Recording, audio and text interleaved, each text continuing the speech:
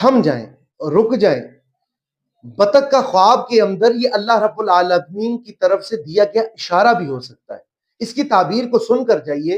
ابن سیرین رحمۃ اللہ علیہ یہ لکھتے ہیں کہ خواب کے اندر جو بطخ ہے اس کو دیکھنا عورت صالحہ اور روزی اور کشادگی اور نعمت فراوانی کی دلیل ہے۔ اور اسی طریقے سے ابن سیرین رحمۃ اللہ علیہ یہ دیکھتے ہیں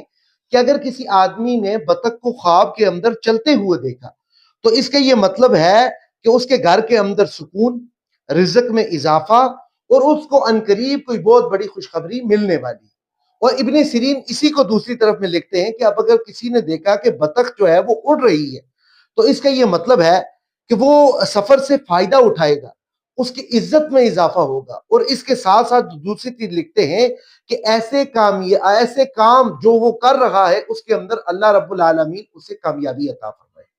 اور پھر ابن سیرین رحمۃ اللہ علیہ لکھتے ہیں کہ اگر کسی آدمی نے بطخ کو دیکھا کہ بطخ اس کی طرف آ رہی ہے اور وہ اس کو کھانا وغیرہ ڈال رہا ہے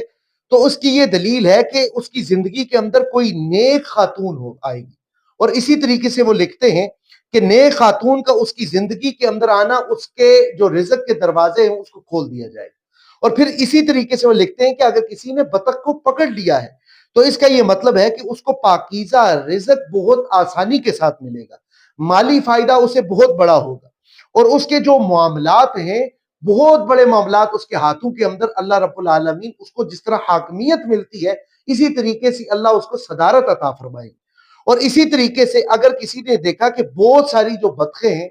وہ اس نے پورے بطخوں کا ایک جھنڈ دیکھا ہوا ہے اور اس کے آنگن کے اندر ہے تو اس کا یہ مطلب ہے کہ اللہ رب العالمین اسے بہت ساری نعمتوں سے نوازیں گے اور اس کے خاندان والے اس تمام نعمتوں کے اندر شریک ہوں۔